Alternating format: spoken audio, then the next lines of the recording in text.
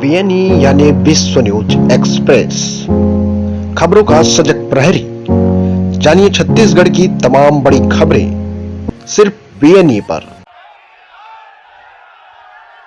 भारत माता की, भारत माता की। भारतीय जनता पार्टी जिंदाबाद, भारतीय जनता पार्टी जिंदाबाद। आज इस अवसर पर हमारे भारतीय जनता पार्टी के वैसे नेतृत्वकर्ता, जिन्होंने देश को ही नहीं पूरे विश्व को नेतृत्व दिया, और मैं कह सकता हूं एक प्रधान सेवक के रूप में जिस प्रकार से उन्होंने सेवा की है, वो हमारे कालखंड के सभी कार्यकर्ताओं के लिए प्रेरणादायी हैं।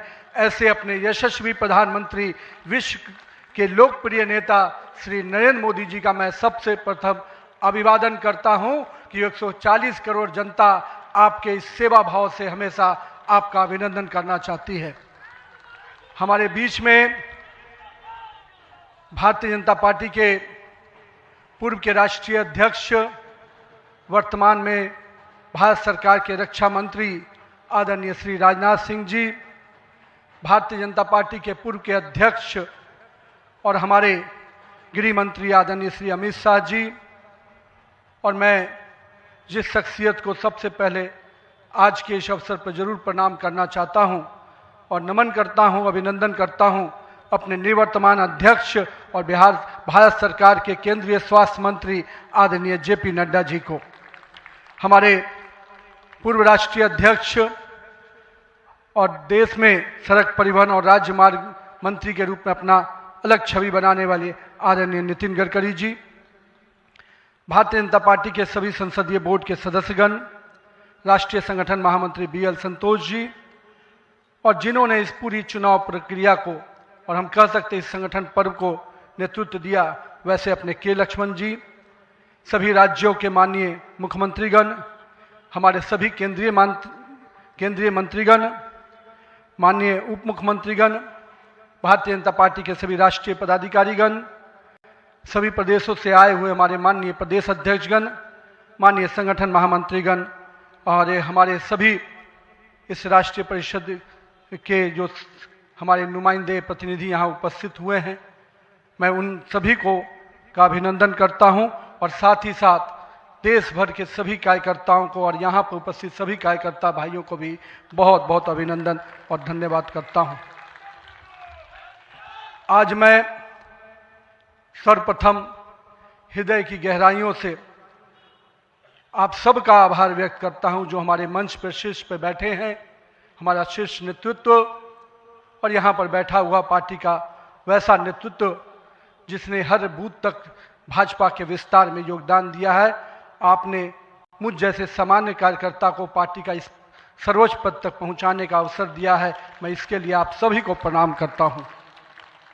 माननीय आदरणीय प्रधानमंत्री जी, मैं हृदय से आपका आभार व्यक्त इसलिए करता हूं क्योंकि हम लोग ने हमेशा दूर से ही एक कार्यकर्ता के रूप में किस प्रकार से आप देश सेवा का काम लगातार कर रहे हैं, हमने हमेशा देखा कि जब पहली बार मैं गुजरात के आनंद में आपके साथ एक कार्यक्रम में शिरकत किया था, मुझे याद है मैं उस समय राष्ट्रीय महामंत्री था, और मैंने कहा जब आपको उस समय सद्भावना मिशन के कार्यक्रम में एक एक व्यक्ति को सुनते देखा, और जब कार्यक्रम की समाप्ति के बाद आपने अपना ग्रीन रूम में हम लोग से जब बातचीत किया, तो किस भाव से वो इतने बड़ी संख्या में गुजरात के लोग आते क्यों हैं, आपने हम वहाँ पर बैठे हुए लोगों को समझाया कि ये व्यक्ति, ये जो इतने लोग आते हैं, ये केवल हमसे गुजरात की जो भावना जुड़ी है, जो विकास की भावना गुजरात को हमने अपने साथ जोड़ा है, इसके कारण इतने लोग आते हैं। मैंने उस दिन समझा कि एक व्यक्ति बड़ा तब बनता है जब लोगों की भावनाओं से अपने आप को जोड़ता है। मैं इसके लिए आज आपका इसलिए भी अभिनंदन करता हूं क्योंकि आपके कार्यकाल में मैंने देखा कि जो भाजपा की सोच रही है सर्वव्यापी और सर्वस्पर्शी, आपने उस सोच के साथ काम किया। आपने जो मूल मंत्र दिया सबका साथ, सबका विकास, सबका विश्वास, सबका प्रयास, आज देश का हर पूरा जनमानस उसके साथ अपने आप को जोड़कर देख रहा है। मैं आज इस अवसर पर पुनः पूरे आदर और सम्मान के साथ अपने निवर्तमान अध्यक्ष जेपी नड्डा जी का अभिनंदन करता हूं, इसलिए कि पिछले कार्यकाल में मैंने देखा कि किस प्रकार से संगठन को आपने अभूतपूर्व रूप से विस्तार खुद करते हुए किया। साथ ही साथ कार्यकर्ता आधारित कैसे राजनीति हो, इसको आपने बढ़ाया। और अभी बहुत बड़ी बात हम लोगों सब लोगों ने देखा, जिस कोरोना कालखंड में एक एक व्यक्ति अपने घर के अंदर महफूज हो रहा था, उस समय सेवा के उस परंपरा को, सेवा की संस्कृति को आपने जिस प्रकार से समाज में भाजपा कार्यकर्ताओं से आह्वान किया कि आप जाइए, आगे बढ़िए और सेवा के भाव से इस देश में कोरोना कालखंड में लोगों की सेवा कीजिए। पूरा संगठन आपके साथ खड़ा रहा। माननीय प्रधानमंत्री जी का जो निर्देश था उसको आपने जिस तरीके से लागू किया वो हम सब कार्यकर्ताओं के लिए अनुकरणीय हुआ। और मैं इसलिए उस समय को याद करता हूं कि जब विपक्ष के लोग घर में दुबके थे और भाजपा कार्यकर्ता हर काल कोरोना के पीड़ितों की सेवा में लगा था, वो कहीं ना कहीं माननीय प्रधानमंत्री जी का यशस्वी नेतृत्व था, आपका मार्गदर्शन था, तभी हम उस कालखंड से, उस आपदा से निकलकर बाहर आ पाए। मैं आज इस अवसर पर पार्टी के अपने पूर्व के सभी राष्ट्रीय अध्यक्ष को स्मरण भी करता हूं और हमारे कई राष्ट्रीय अध्यक्ष जो यहाँ पर बैठे हैं, मैं उनका भी अभिवादन करता हूं। मैं देखा हूं 2006 में मैं पहली बार जब विधायक बना, उस कालखंड से लेकर किस प्रकार माननीय हमारे पूर्व के राष्ट्रीय अध्यक्ष राजनाथ सिंह जी ने पार्टी के कामों को हमेशा हर कार्यकर्ता से जुड़ने का प्रयास किया। मैंने जब नितिन गडकरी जी को देखा तो मैंने देखा कि किस प्रकार से संगठन के हर मोर्चा और सेल को उन्होंने गढ़ने का काम किया। और मैंने जब गृह मंत्री जी को राष्ट्रीय अध्यक्ष के रूप में देखा तो बूथ तक के कार्यकर्ताओं की चिंता करते हुए मैंने उनको देखा।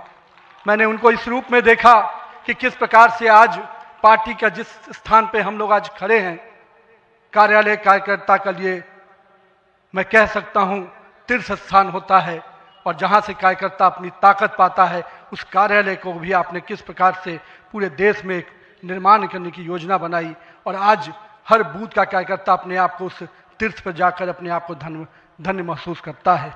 मैं आज अपने पूर्व के सभी राष्ट्रीय अध्यक्षों को इस अवसर पे बहुत बहुत अभिनंदन करता हूं और साथ ही साथ उन सब को स्मरण करते हुए उनका आभार व्यक्त करता हूं कि उन्होंने पार्टी को इस मुकाम तक पहुंचाने में बहुत बड़ा योगदान दिया है। मैं आज नमन करता हूं उन लाखों कार्यकर्ताओं को जिन्होंने पार्टी का संगठन, राष्ट्रवाद के विचार और भारत माता की मान बढ़ाने के लिए अपना जीवन न्यौछावर किया। आज उनकी तपस्या और त्याग ही है का परिणाम है कि आज पार्टी इस ऊंचाई तक पहुंच पाई है। मैं उस भूमि से आता हूं जहां महात्मा बुद्ध, महावीर, चाणक्य, सम्राट अशोक, आर्यभट्ट, गुरु गोविंद सिंह, जेपी, राजेंद्र बाबू और जननायक कर्पूरी ठाकुर की वो भूमि को भी मैं नमन करता हूं, उस पाटलिपुत्रा की भूमि को भी नमन करता हूं। साथ ही साथ इस अवसर पे मैं अपने माता और पिता को भी निश्चित रूप से स्मरण करते हुए उनको नमन करता हूं, क्योंकि कहीं ना कहीं आज मेरे व्यक्तित्व में किसी एक शख्सियत का मैं मानता हूं तो निश्चित रूप से मेरे माता पिता का संस्कार, पार्टी का विचार और कहीं ना कहीं मेरे बड़ों का मार्गदर्शन मुझे यहाँ तक पहुँचाया है और मेरे कार्यकर्ताओं का स्नेह मुझे यहाँ पर पहुँचाया है। आज के दिन मैं अपने क्षेत्र की जनता को भी प्रणाम करता हूँ, जिसने मुझे एक विधायक के रूप में चुना जरूर, पर संगठन ने मुझे जिस प्रकार से गढ़ने का काम किया, आज मैं इसी कारण से उस जनता के आशीर्वाद और पार्टी के मार्गदर्शन के कारण यहाँ तक पहुँच पाया हूँ। आज का क्षण मेरे लिए संकल्प का क्षण है। आज सिर्फ एक पद को धारण नहीं कर रहा हूँ, मैं पार्टी के इस विचार को, परंपराओं को, एक राष्ट्रवादी आंदोलन की जिम्मेदारी को स्वीकार कर रहा हूँ। और मैं इस अवसर पर साथ अपने सभी वरिष्ठ कार्यकर्ताओं को भी प्रणाम करता हूँ। साथियों, हम लोगों ने देखा है श्यामा प्रसाद मुखर्जी जी का प्रखर राष्ट्रवाद किस प्रकार से हमारे हर कार्यकर्ताओं के मन में बसा हुआ है। पंडित दीनदयाल जी के उपाध्याय के अंत्योदय और माननीय स्वर्गीय अपने सधे भारत रत्न अटल बिहारी वाजपेयी जी का सुशासन की राजनीति, आज माननीय प्रधानमंत्री जी उसको आत्मसात करते हुए विकसित भारत की परिकल्पना हम सबके सामने रखी है और आज 140 करोड़ भारतवासी अपने आप को इस विकसित भारत के सपने के साथ जोड़कर देश को आगे बढ़ाने में लगा है। मैं इसके लिए तहे दिल से माननीय प्रधानमंत्री जी का आभार व्यक्त करता हूँ। अभी माननीय प्रधानमंत्री जी अपने संबोधन में बता रहे थे किस प्रकार से अंत्योदय की योजनाओं को उन्होंने नीचे उतारा है। जल जीवन मिशन ही नहीं, हम महिलाओं को 11 करोड़ शौचालय की योजना को भी याद करना चाहेंगे। किस प्रकार से महिलाओं का सम्मान बढ़ा, 13 करोड़ 4 करोड़ लोगों को पक्के मकान मिले, 42 करोड़ लोगों को आयुष्मान भारत, 56 करोड़ लोगों के जनधन खाते खुले। मुझे आज भी याद है जब जनधन खाता खोलाने की बात हो रही थी तो कई लोग देश में, जब हम भाजपा के लोग इसको आगे बढ़ा रहे थे तो लोग हमारा मजाक उड़ा रहे थे।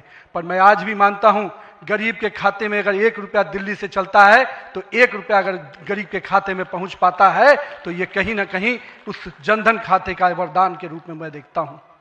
मैं आज के दिन माननीय प्रधानमंत्री जी के इस सबके साथ और सबके विकास के इस नारे को फलीभूत होता देख रहा हूं।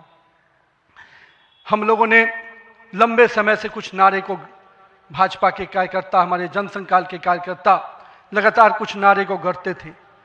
रामलल्ला हम आएंगे, मंदिर वहीं बनाएंगे, जहां हुए बलिदान मुखर्जी वो कश्मीर हमारा है, एक देश में 2 विधान 2 प्रधान 2 निशान नहीं चलेगा। साथियों, आज भाजपा के कार्यकर्ताओं ने वो कालखंड देखा जब अयोध्या का भव्य राम मंदिर का मार्ग प्रशस्त हुआ। आज जम्मू कश्मीर की जनता ने 370 धारा से मुक्ति का दौर देखा। आज सांस्कृतिक व राष्ट्रवाद की विचारें और मजबूत हो रही हैं। साथियों, मुझे याद है अब वो समय जब हम लोग आज श्रीनगर के लाल चौक पर तिरंगा लहराते देखते हैं तो गर्व की अनुभूति होती है। हमने वो दौर भी देखा था जब पाकिस्तान के झंडे लहरा रहे थे और दिल्ली की सरकार बैठकर मौन बैठी थी उस समय, क्योंकि वो समय हम लोगों ने युवा मोर्चा के कालखंड में काम करने का जब मौका मिला था तो हमने देखा था उस समय जब माननीय प्रधानमंत्री जी उस कालखंड से 370 को समाप्ति किए तो कहीं ना कहीं पूरे कश्मीर की फिजा बदली है और आज कश्मीर का लाल चौक तिरंगे से लहराया नहाया नजर आता है। ये परिवर्तन हमारे देश में आया है। साथियों, हम भारतीय जनता पार्टी के उस समान राजनीतिक दल नहीं जिसके लिए हम काम करते हैं, हम उस विचार के साथ काम करते हैं जिस विचार से हम राजनीतिक अभिव्यक्ति के साथ साथ उस नारे के साथ काम करते हैं जहां राष्ट्र प्रथम के नारे, नेशन फर्स्ट, पार्टी नेक्स्ट और सेल्फ लास्ट, माननीय प्रधानमंत्री जी ने इस नारे के साथ हम लोगों को जोड़ा है, हमारे नेतृत्वकर्ता ने हमें जोड़ा है और हम सब के लिए ये प्राथमिकता होनी चाहिए कि हम राष्ट्र के आगे रखकर ही अपने कामों को आगे बढ़ाएं। साथियों, हम अपने नेतृत्वकर्ता के संघर्ष और बलिदान से सीखने की आवश्यकता है। ये हम वैसे राजनीतिक दल के लोग हैं जहां राजनीतिक सत्ता नहीं साधना है, राजनीतिक भोग नहीं त्याग है, राजनीतिक ऐशो आराम नहीं तपस्या है, राजनीतिक कोई पदभार नहीं उत्तरदायित्व है। तो आइए हम सब कार्यकर्ता इस संकल्प के साथ अपने नेतृत्वकर्ता के इस परिश्रम और पुरुषार्थ के साथ अपने आप को जोड़े। मेरे प्रिय कार्यकर्ता साथियों, यदि भाजपा आज विश्व की सबसे बड़ी राजनीतिक दल बनी है तो इसका मुख्य कारण हमारा प्रेरणादायी नेतृत्व है, हमारा विचारधारा है और हमारे लाखों कार्यकर्ताओं का मेहनत है। वो कार्यकर्ता जो बिना फोकस में आए अनवरत काम करता है, वो कार्यकर्ता जो कठिन से कठिन परिस्थिति में भी भारत का ध्वज झुकने नहीं देता है, वो कार्यकर्ता जो सीना ठोक के कहता है तेरा वैभव अमर रहे मां, हम दिन 4 रहे न रहे। आइए इस भारत की कल्पना को जो माननीय प्रधानमंत्री नरेंद्र मोदी के नेतृत्व में लगातार हम आगे बढ़ रहे हैं, आज हम भी उस परिकल्पना के साथ अपने आप को जोड़ें। हमारे नेताओं कार्यकर्ताओं का परिश्रम ही है जो आज हम यहाँ तक पहुँचे हैं, लेकिन वर्तमान पीढ़ी को भी अपने हिस्से का त्याग, तपस्या और पुरुषार्थ करना होगा, क्योंकि विकसित भारत के अगर संकल्प को सिद्धि तक पहुंचाना है, एक ऐसा भारत जहां समृद्धि भी हो, सशक्त भी हो, समरस भी हो, आत्मनिर्भर भी हो, तो हमारे कालखंड के कार्यकर्ताओं को भी अपने हिस्से का पुरुषार्थ, त्याग और तपस्या करना पड़ेगा।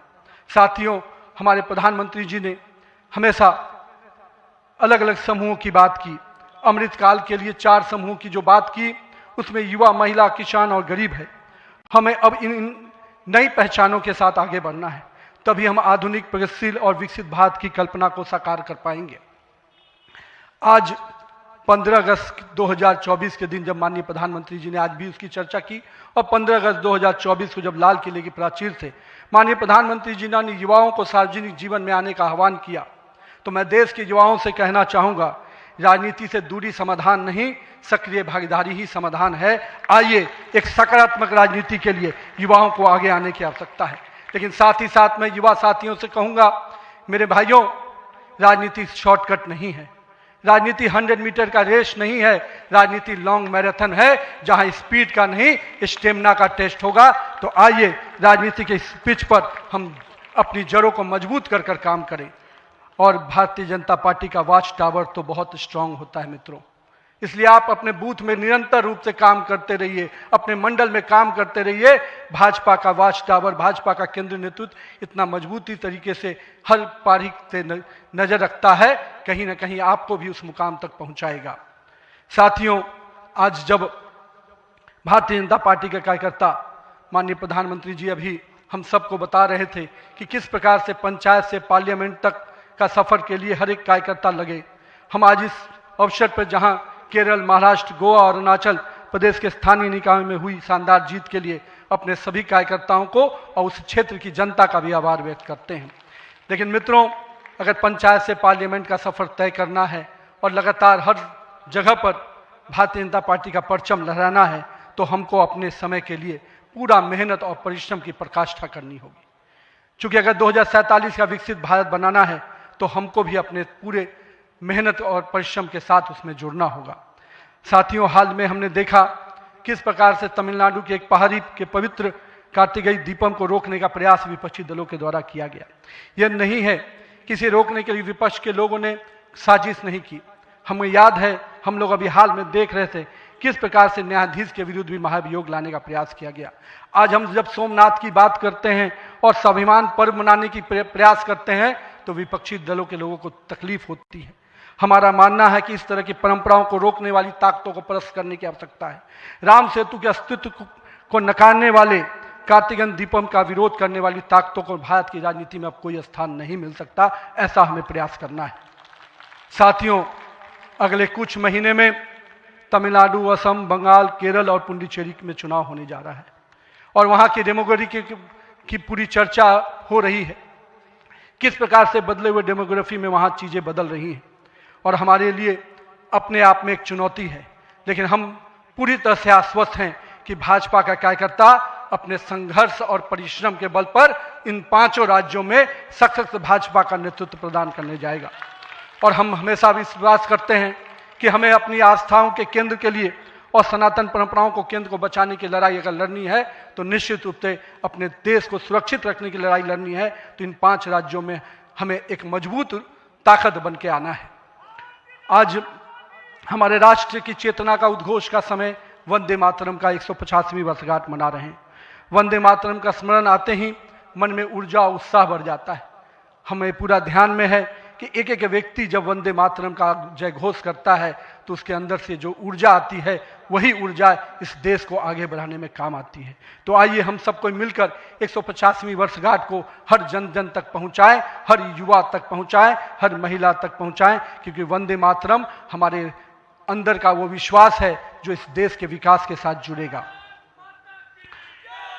सत्ता को सेवा का माध्यम बनाते हुए माननीय प्रधानमंत्री जी ने पिछले 25 वर्षों में जिस प्रकार से सरकार के मुखिया के रूप में गुजरात में और अब देश के प्रधानमंत्री के रूप में भारत के विकास में लगातार आप काम कर रहे हैं, निश्चित रूप से आपका प्रेरणादायी नेतृत्व हम जैसे नए कार्यकर्ताओं के लिए, हम जैसे पार्टी के कार्यकर्ताओं के लिए एक मापदंड है जिसको हम लोग निश्चित रूप से आपसे सीखते हैं। और मैं तो कहूँगा कि जिस सुशासन को मॉडल को आपने पूरे देश और विश्व में स्थापित किया है, अन्य सभी राज्य सरकारों को भी उस मॉडल के साथ काम करना चाहिए, तभी हम विकास के सही मापदंड को अंतिम व्यक्ति तक पहुंचा पाएंगे।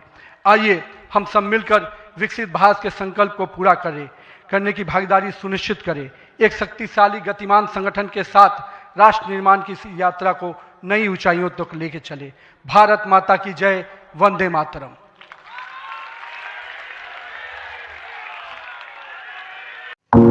वीएनई यानी विश्व न्यूज एक्सप्रेस, खबरों का सजग प्रहरी।